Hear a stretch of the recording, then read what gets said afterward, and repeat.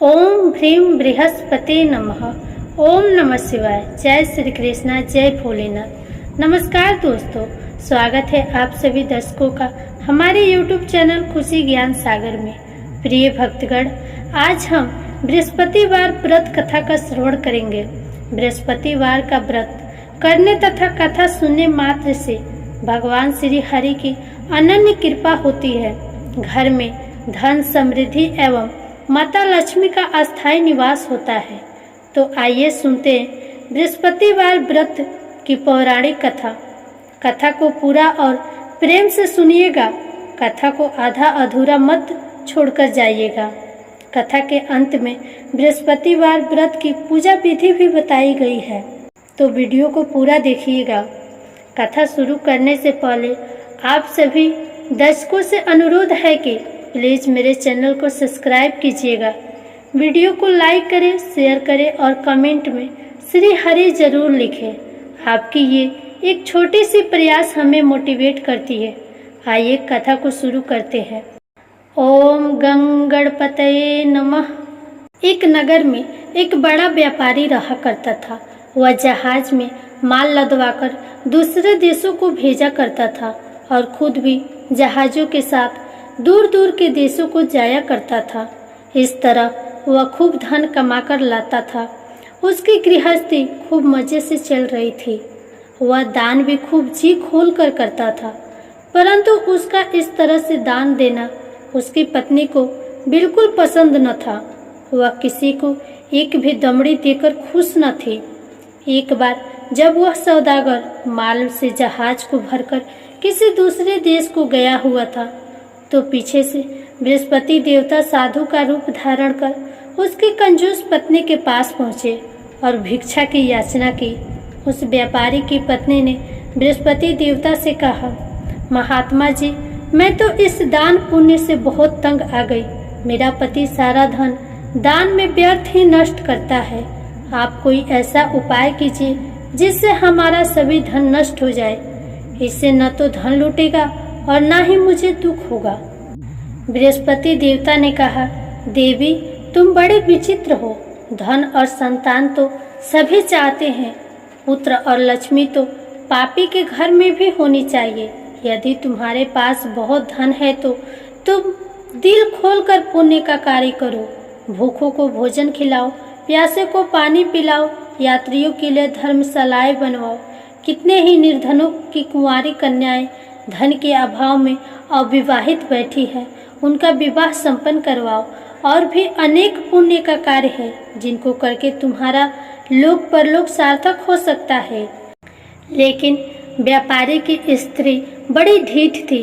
उसने कहा, महात्मा जी, मैं इस विषय में आपकी कोई बात नहीं सुनना चाहती। मुझे ऐसे धन की कोई आवश्यकता नहीं है जो मैं दूसरों को बांटती फिरूं।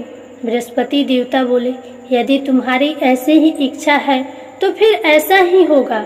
तुम 7 बृहस्पतिवार गोबर से घर लीपकर पीली मिट्टी से अपने केशों को धोना, भोजन में मांस मदिरा ग्रहण करना, कपड़े धोना, बस तुम्हारा सारा धन नष्ट हो जाएगा।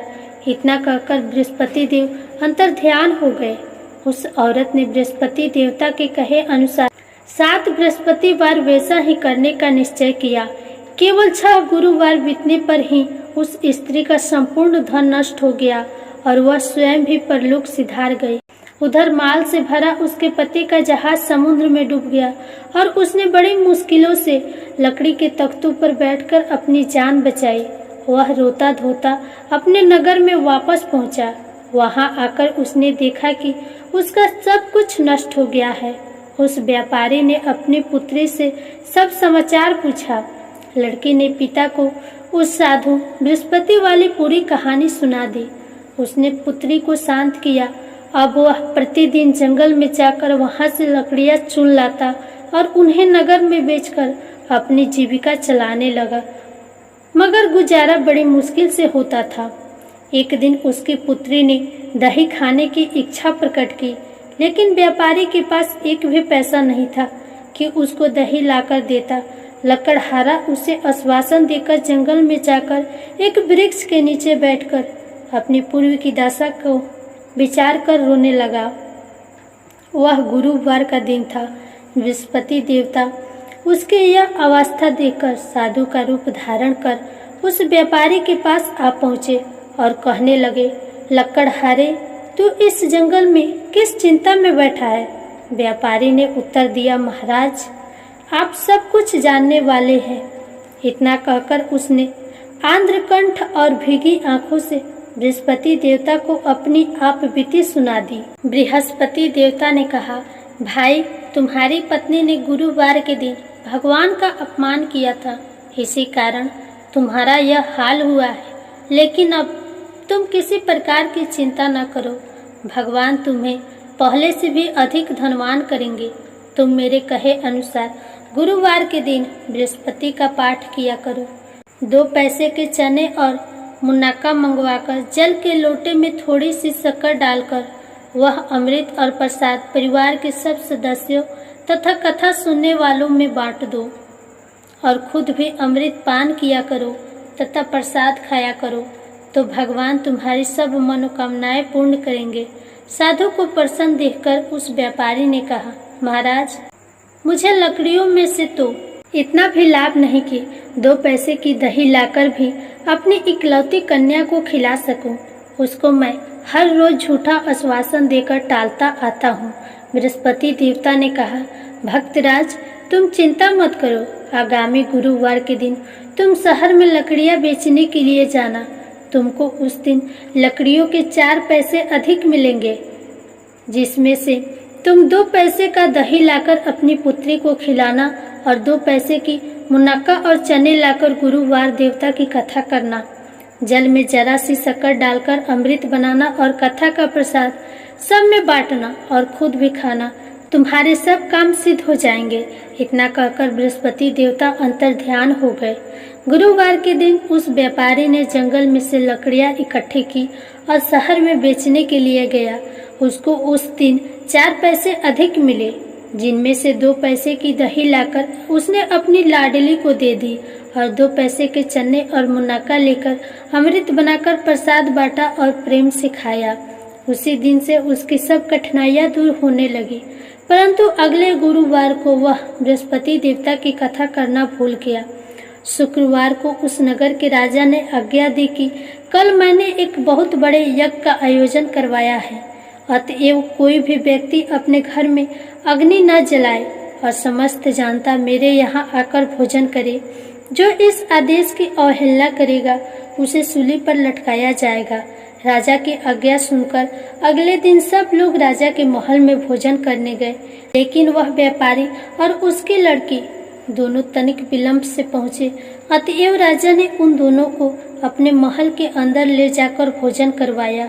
जब वह पिता और पुत्री भोजन करके वापस आ गए तो महारानी की दृष्टि उस खूंटी पर पड़ी जिस पर उसका 9 लाखा हार टंगा हुआ था। उस खूंटी पर अब हार नहीं था। महारानी को विश्वास हो गया कि उसका हार लकड़हारा और उसकी लड़की ही ले गए हैं। फौरन सिपाहियों को बुलवाकर दोनों बाप बेटे को कैद करवाकर जेल में डाल दिया गया। कैद खाने में पड़कर बाप बेटी दोनों अत्यंत दुखी हुए। वहां उन्होंने बृहस्पति देवता का स्मरण किया। बृहस्पति देवता वहीं प्रकट हो गए और व्यापारी से कहने लगे, भक्तराज, तुम पिछले सप्ताह बृहस्पति देवता की कथा करना भूल गए थे, इसलिए तुम्हारा यह हाल हो गया है। परंतु तुम किसी प्रकार की चिंता न करो। बृहस्पति के दिन कैद खाने के दरवाजे पर तुम्हें 2 पैसे पड़े दिखाई देंगे। तुम वह पैसे उठाकर चने और मुनक्का मंगवा लेना। फिर विधि पूर्वक बृहस्पति देवता का पूजन तथा कथा करना। तुम्हारे सब दुख दूर हो जाएंगे। बृहस्पतिवार के दिन उस व्यापारी को जेल के मुख्य द्वार के पास 2 पैसे पड़े हुए मिले। बाहर सड़क पर एक स्त्री जा रही थी। व्यापारी ने उसे बुलाकर कहा कि वह बाजार से उसे 2 पैसे के चने और मुनक्का ला दे ताकि मैं बृहस्पति देवता की कथा कर सकूं। इस पर उस स्त्री ने कहा, मैं अपनी बहू के लिए कपड़े सिलवाने जा रही हूँ, मैं बृहस्पति भगवान को क्या जानूं। इतना कहकर वह औरत वहां से चली गई। थोड़ी देर बाद वहां से एक और स्त्री निकली। व्यापारी ने उस स्त्री को बुलाकर प्रार्थना की, बहन, तुम मुझे बाजार से 2 पैसे के चने और मुनक्का ला दो। मुझे बृहस्पति देवता की कथा करनी है। वह स्त्री बृहस्पति देवता का नाम सुनकर बोली, बलिहारी जाऊं वीर भगवान के नाम पर। मैं तुम्हें अभी मुनक्का और चने लाकर देती हूँ। मेरा इकलौता बेटा मर गया है। मैं उसके लिए कफन लेने जा रही थी, मगर अब पहले तुम्हारा काम करूंगी, उसके बाद बेटे के लिए कफन लाऊंगी। उस स्त्री ने व्यापारी के 2 पैसे लिए और बाजार से चने और मुनक्का ले आई और स्वयं भी बृहस्पति देवता की कथा सुनी। कथा समाप्त होने के बाद वह स्त्री अपने पुत्र के लिए कफन लेकर अपने घर को रवाना हुई तो क्या देखती है कि लोग उसके बेटे की लाश को राम नाम सत्य है कहते हुए शमशान की ओर ले जा रहे हैं। उस स्त्री ने उन लोगों से कहा, भाई मुझे अपने लाडले का मुख तो देखने दो। लोगों ने अर्थी को जमीन पर रख दिया। तब उस स्त्री ने अपने मृत पुत्र के मुख में प्रसाद और अमृत डाला। प्रसाद और अमृत के मुख में पड़ने के साथ ही उसका पुत्र उठ खड़ा हुआ और अपनी माता को गले से लगकर मिला। दूसरी स्त्री जिसने बृहस्पति देवता का निरादर किया था, जब अपने पुत्र के विवाह के लिए कपड़े लेकर वापस लौटी और उसका पुत्र घोड़ी पर बैठकर बारात में निकला तो घोड़ी ने ऐसी छलांग मारी कि वह जमीन पर आ गिरा तथा पूरी तरह से घायल हो गया। कुछ ही क्षण के पश्चात मर गया। तब वह स्त्री रो रो कर बृहस्पति देवता से कहने लगी, हे देव, मेरा अपराध क्षमा करो, मेरा अपराध क्षमा करो। उसकी प्रार्थना सुनकर भगवान बृहस्पति साधु का रूप धारण कर वहां आए और उस स्त्री से कहने लगे, देवी, अधिक विलाप करने की कोई आवश्यकता नहीं।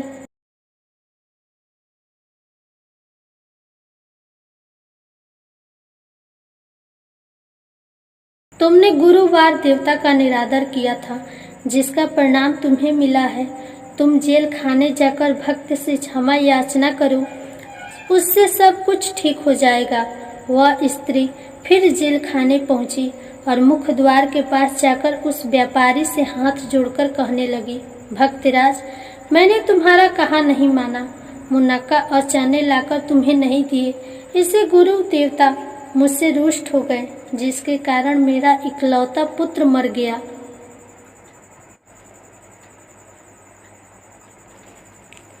व्यापारी ने कहा, माता, तू चिंता मत कर, गुरुवार देवता सब कल्याण करेंगे। तुम अगले गुरुवार को आकर बृहस्पति देवता की कथा सुनना। तब तक अपने पुत्र के शव को फूल, इत्र, घी आदि सुगंधित पदार्थों में रख दो। उस स्त्री ने ऐसा ही किया। बृहस्पति का दिन भी आ पहुंचा। वह 2 पैसे के मुनक्का और चने लेकर तथा पवित्र जल का लोटा भरकर जेल के द्वार पर आई और श्रद्धा के साथ बृहस्पति देवता की कथा सुनी। जब कथा समाप्त हुई तो अमृत व प्रसाद लाकर अपने मृत पुत्र के मुख में डाला। अचानक उसकी सांसें आने लगी और वह उठकर खड़ा हो गया। पुत्र को लेकर वह महिला खुशी से अपने घर को रवाना हुई और बृहस्पति देवता के गुण गाने लगी। उसी दिन रात्रि में राजा को बृहस्पति देवता ने स्वप्न में दर्शन दिए और कहा, हे राजन, तूने जिस व्यापारी और उसकी पुत्री को जेल में बंद कर रखा है, वे दोनों निर्दोष हैं।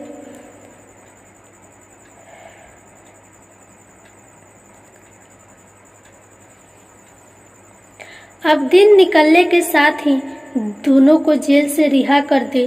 तेरी रानी का 9 लाखा हार उसी खूंटे पर लटका है।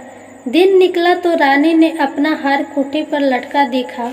राजा ने उस व्यापारी को जेल से रिहा कर अपने अपराध के लिए क्षमा मांगी और उसको अपना आधा राज्य देकर तथा उसकी लड़की को उच्च कुल में विवाह कर दहेज में हीरे जवाहरात दिए। बृहस्पति देवता ऐसे ही हैं।